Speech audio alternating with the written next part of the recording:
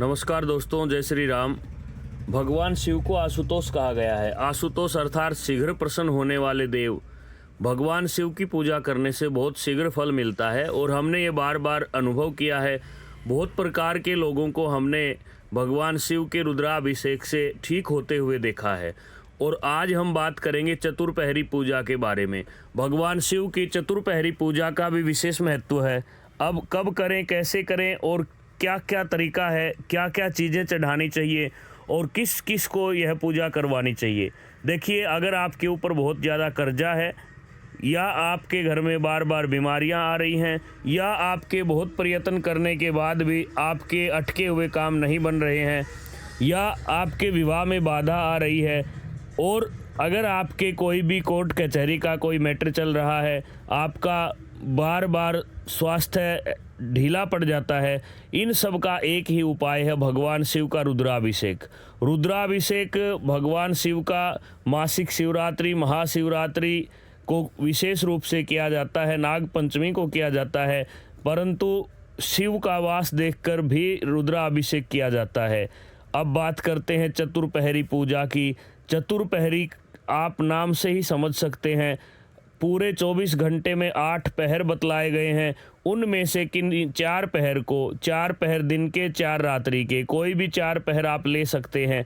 चतुर्पहरी पूजा में विशेष रूप से भगवान शिव को प्रातःकालीन पहले प्रहर में पूजा के लिए मंदिर में जाना चाहिए और बड़े श्रद्धा भाव से भगवान शिव का आह्वान करके सबसे पहले गणपति भगवान का पूजन होता है, उसके बाद शिव के गणों का पूजन होता है और पूरे शिव परिवार का पूजन किया जाता है। शिव परिवार का पूजन करने के बाद में षोडशोपचार विधि से भगवान को पाद्यम, अर्घ्यम, आचमनियम, शुद्ध जल, उसके बाद भगवान शिव को हम अनेक प्रकार के जैसे दूध, दही, घी, शहद, पंचामृत, खांड अर्थात शर्करा, इन सब चीज़ों से अलग अलग मंत्रों से स्नान करवाते हैं। और चतुर्पहरी पूजा में आपको विशेष रूप से ब्राह्मण के द्वारा जब पूजा करवाई जाती है तो पूजा करवाने वाले को ओम नमः शिवाय का लगातार जप करना चाहिए। और इस पूजा को षोडशोपचार पूजा करने के बाद भगवान शिव को विशेष रूप से बेल पत्र प्रिय है। अगर आपके शरीर में कोई दोष है तो आपको दूब या डाब के रस से अभिषेक करना चाहिए। दूसरे पहर में आपको दूध से स्नान करवाना, दूध से अभिषेक करना चाहिए।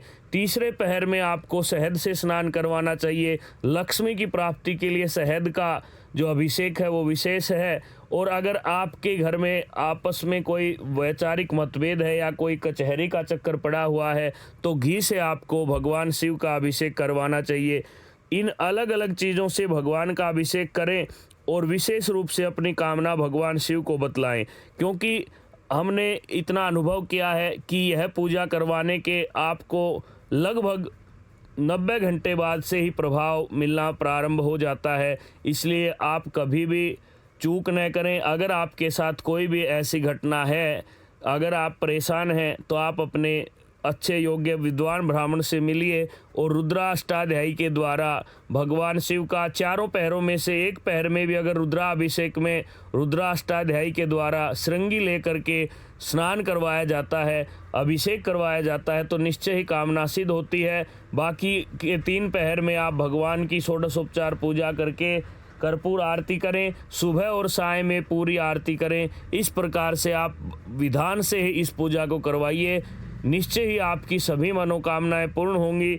फिर भी अगर आपको कुछ लगता है कि हमारी कोई बात समझ में नहीं आ रही है तो आप नीचे कमेंट में डाल सकते हैं, क्योंकि भगवान शिव की चतुर्पहरी पूजा आपकी सभी मनोकामनाओं को पूर्ण कर देती है और इसका साक्षात प्रमाण आप स्वयं अनुभव कर सकते हैं।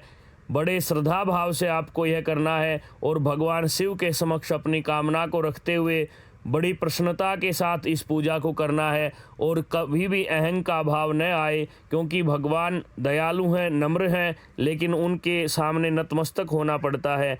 और श्रद्धा भाव से अगर आप करते हैं उसके बाद में आप साधु को, ब्राह्मण को गाय को जो कुछ भी दान करें, जो कुछ भी आपसे बन पड़े वह खिलाएं।